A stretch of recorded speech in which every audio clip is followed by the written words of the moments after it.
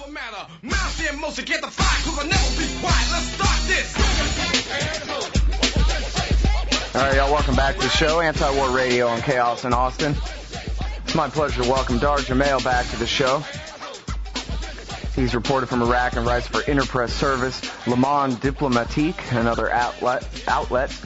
He is the author of Beyond the Green Zone, Dispatches from an Unembedded Journalist in Occupied Iraq, and the forthcoming book, The Will to Resist, Soldiers Who Refuse to Fight in Iraq and Afghanistan. His website is dahrjamailiraq.com. Welcome back to the show, Dahr. How are you?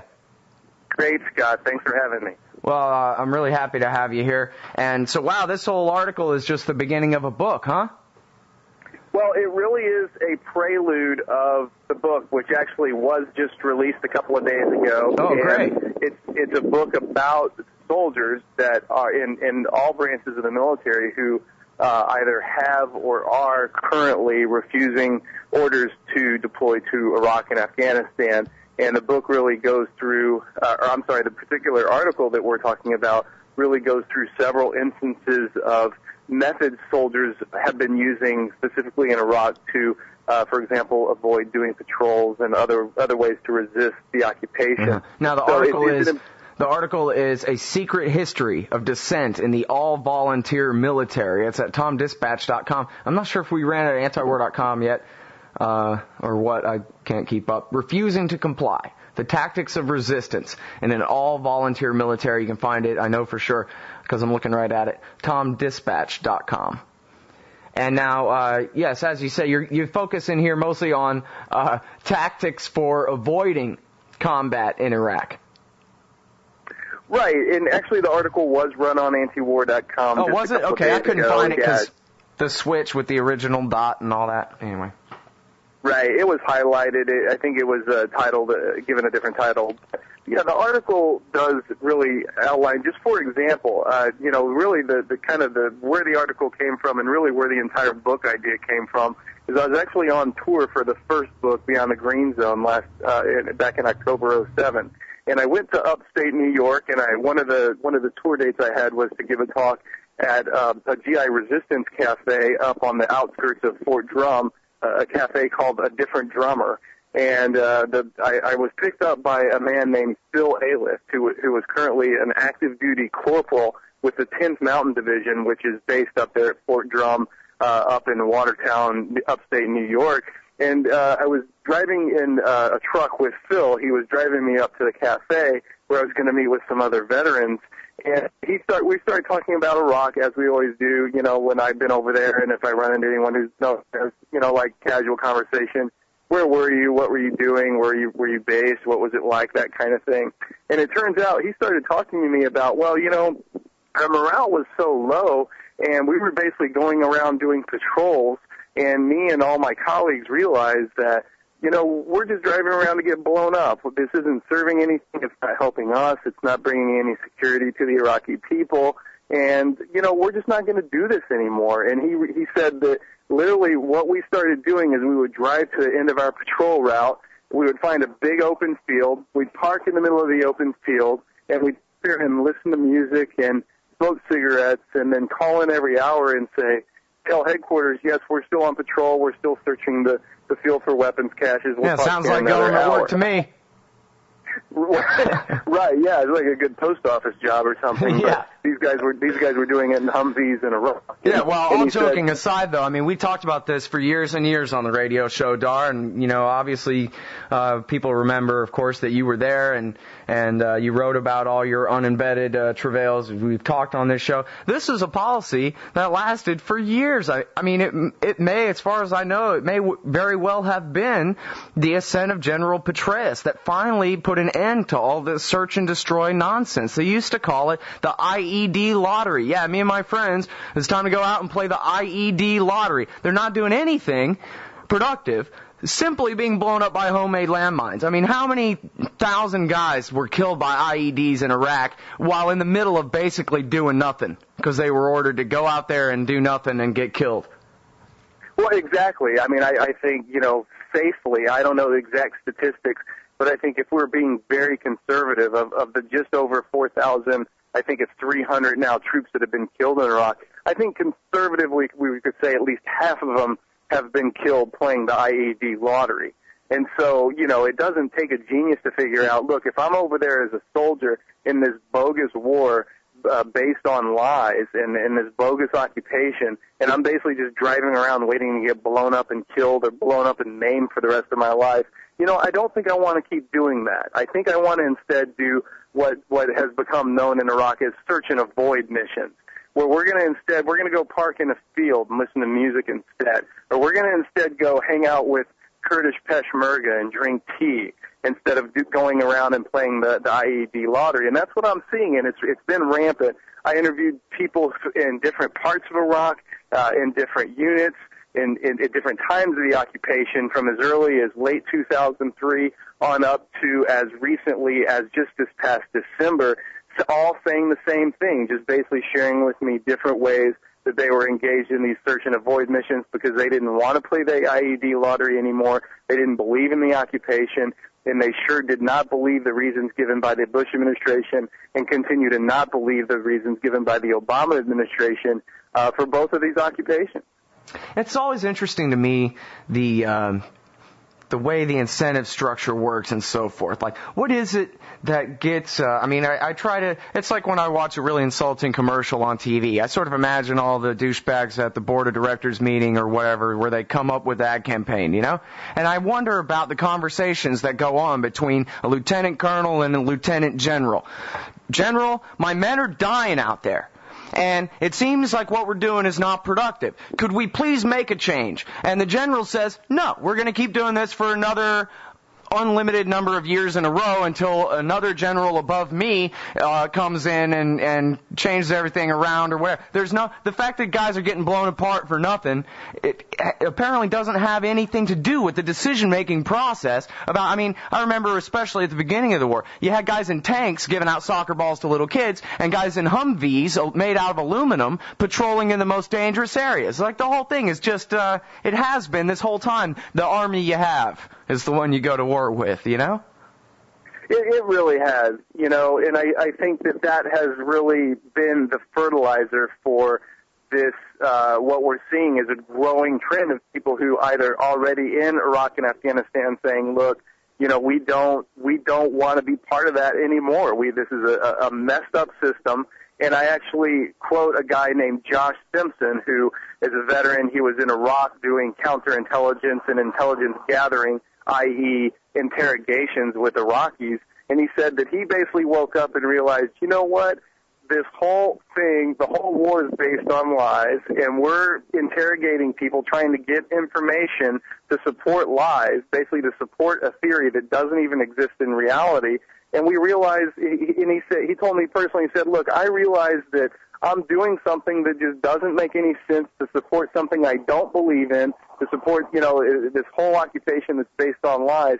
And I realized, look, if we're gathering intelligence that's based on lies to support something that's based on lies, I don't want to be any part of this anymore, and so I'm not going to do it. And so he was talking about weapons of mass destruction. Is that what they were after in the interrogations?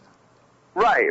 Yeah, leads on weapons of mass destruction, leads on people affiliated with folks in the Iraqi resistance, all of this. And he's like, look, I don't support it because I actually believe there should be an Iraqi resistance. And, if someone invaded my country, I'd fight against them too. And so I don't want to be a part of this. And so he literally said, look, I'm just not going to do it. And he came back home from Iraq from his deployment and realized, look, I'd rather go, if they're going to lock me up for refusing to redeploy, then I'd rather go to jail than go back to Iraq. And that's a sentiment that is becoming more and more widespread. And I think, I'm not saying there's an organized resistance movement right now within the U.S. military. There's not anything that we can compare to what happened during Vietnam, where we had a GI resistance movement that basically helped bring an entire end to the war. But what we are seeing, there are seeds in the military in all branches right now as we speak of dissent and people that are refusing to participate in these, and that there is a potential now that could grow, especially when we look at the fact that as of yesterday, the first major military offensive under the Obama administration in Afghanistan is now underway.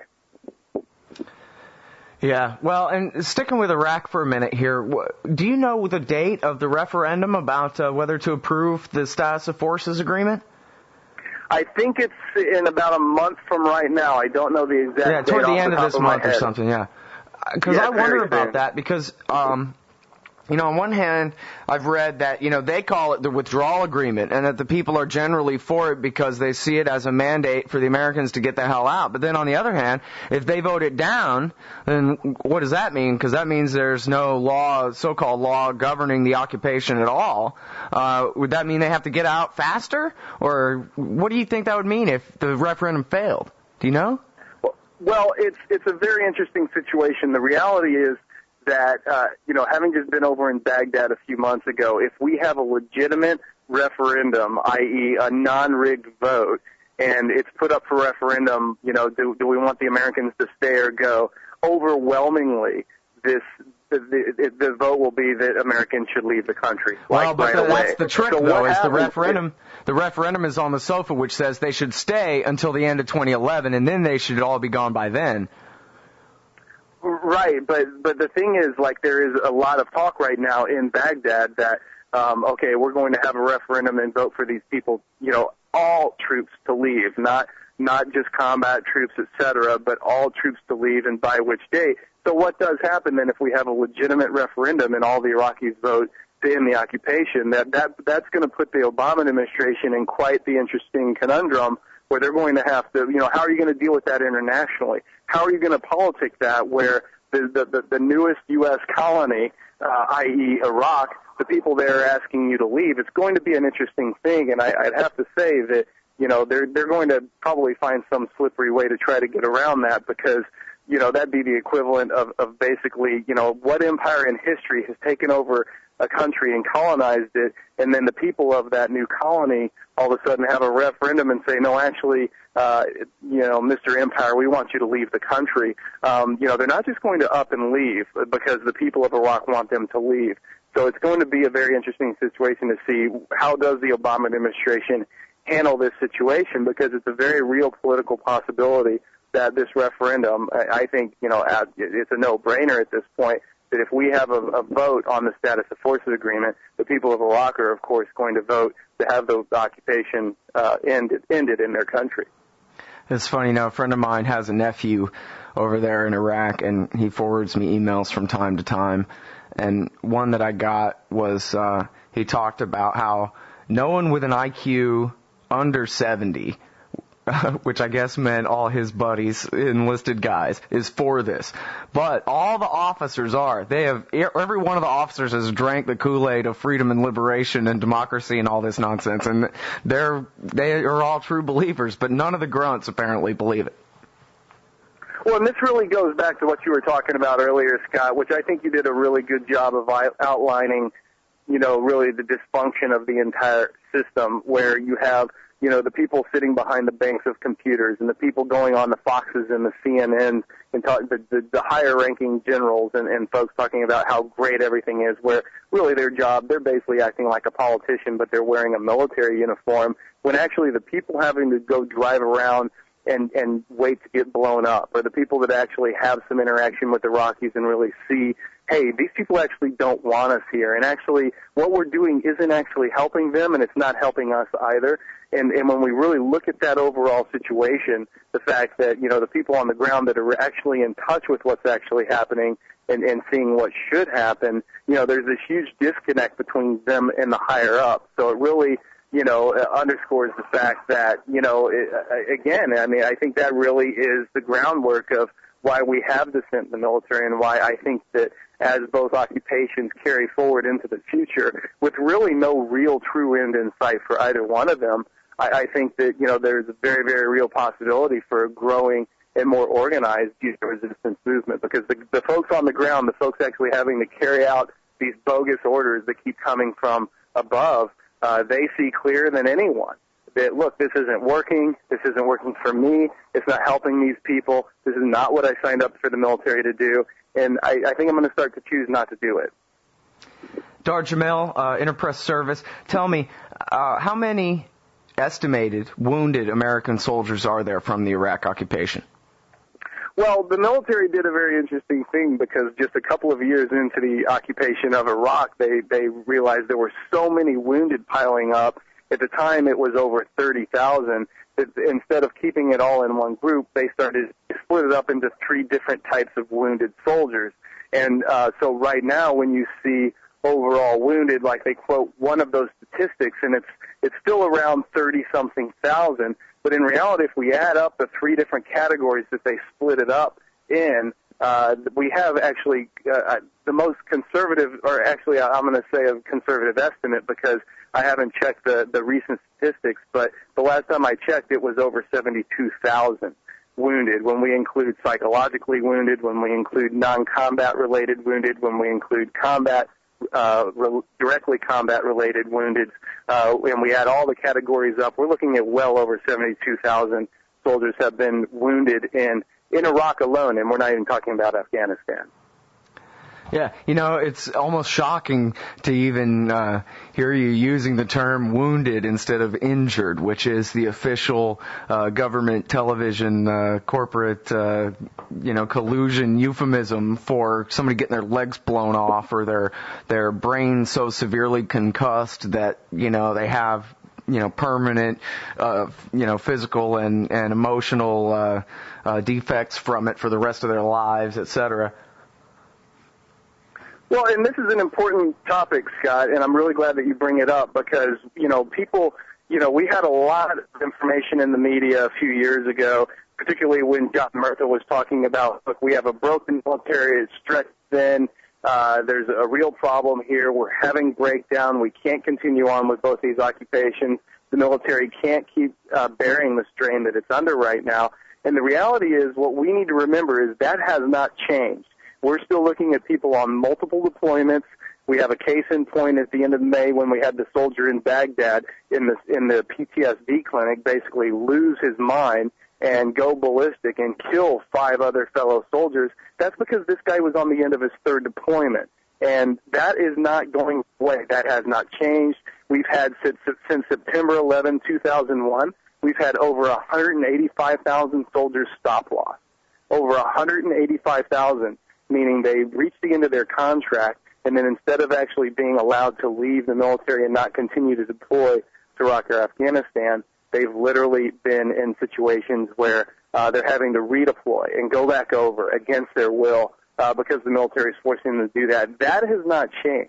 And then when we look at the situation, as you said, all of these wounded, and when we total up the number of wounded and dead just in Iraq alone, we're looking at well over 75,000 soldiers have been wounded or killed during the invasion and occupation of Iraq. I mean, these are really staggering numbers. Add that up to the number of stop loss and the fact that of all the troops in Iraq today, over 50% of them are on their 2nd deployment or 3rd or 4th or 5th.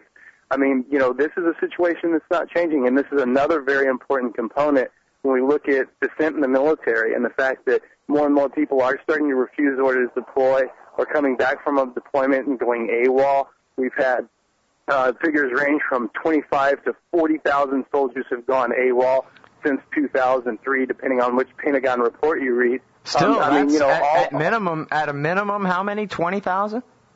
25,000 at a minimum. Yeah, wow.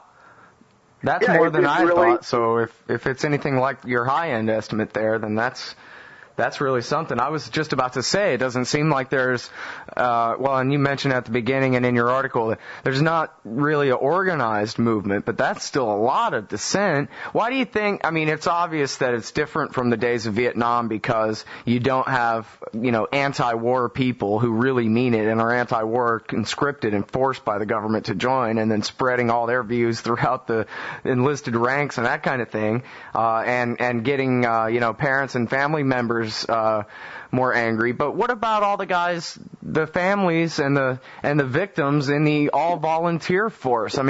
As you're saying, and everybody knows, these wars are completely illegitimate. These guys are dying not for freedom, but for empire and nonsense, mostly. Strategies that on paper are ridiculous even. Where is the organization? Isn't somebody's dad gonna head up some kind of thing to try to provide people inside the military with, some sort of movement they can latch onto to rebel against this?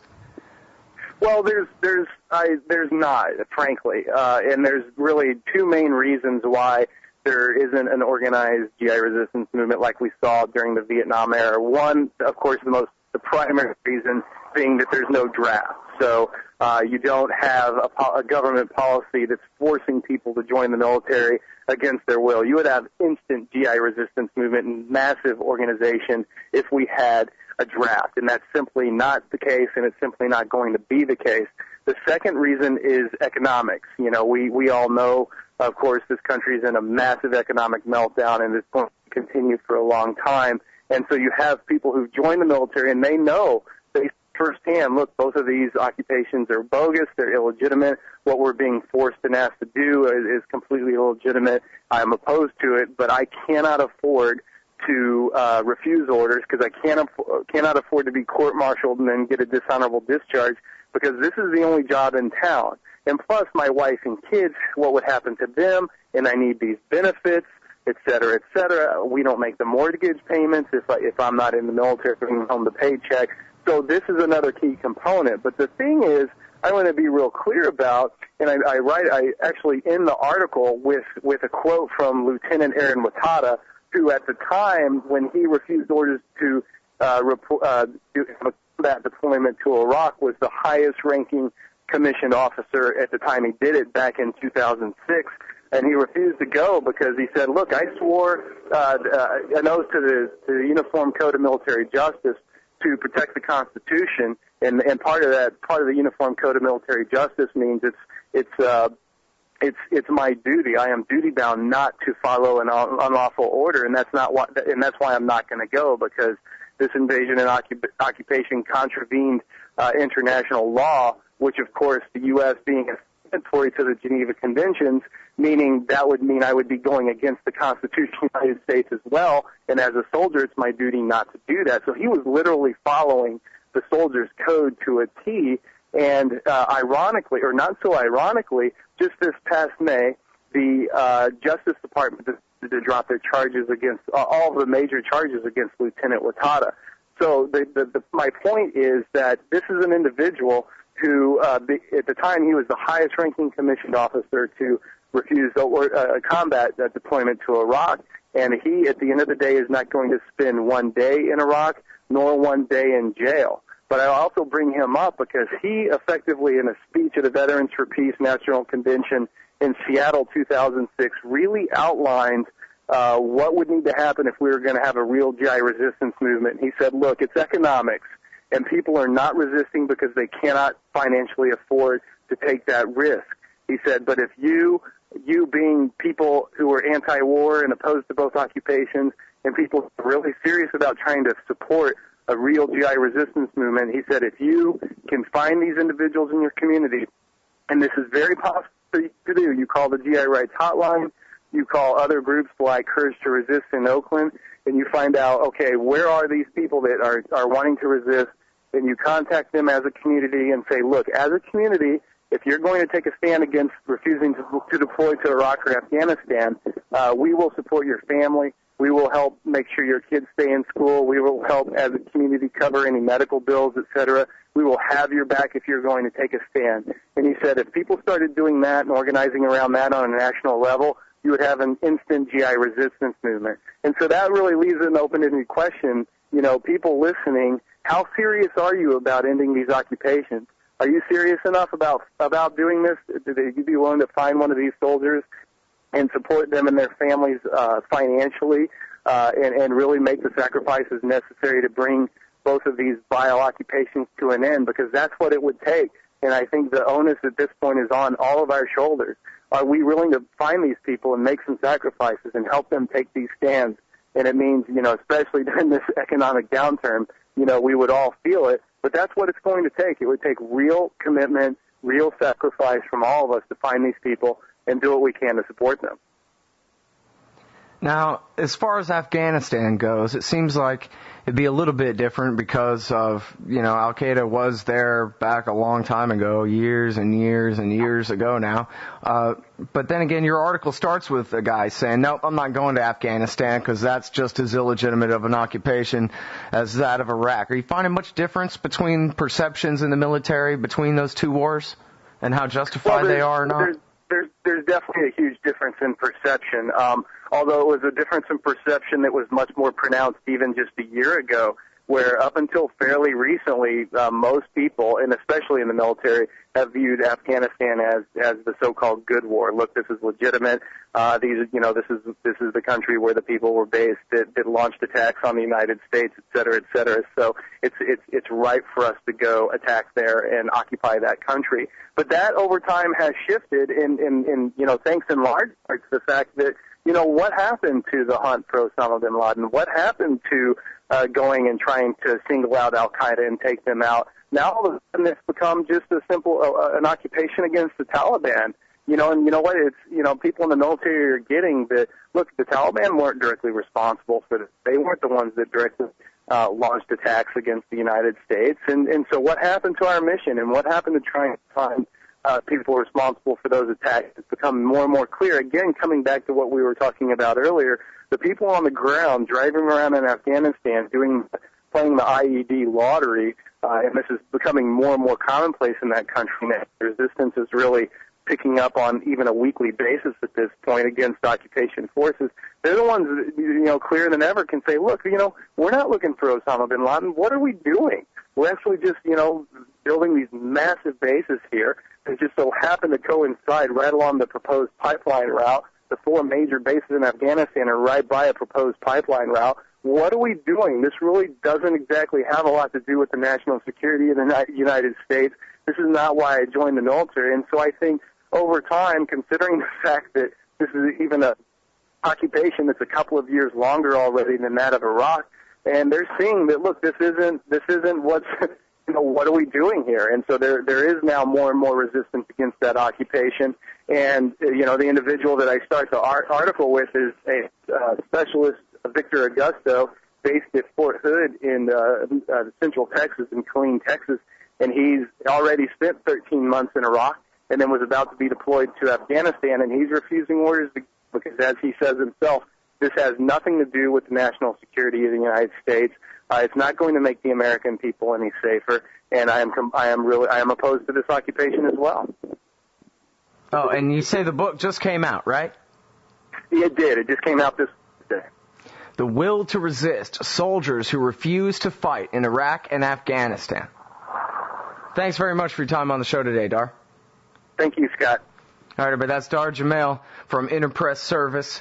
You can find this article at somehow, I guess if you go to the Viewpoints page at antiwar.com, we've kind of changed our format around with archives there, but if you go to the Viewpoints page at antiwar.com, you can find it. Refusing to Comply: The Tactics of Resistance in the AllVolunteer Military.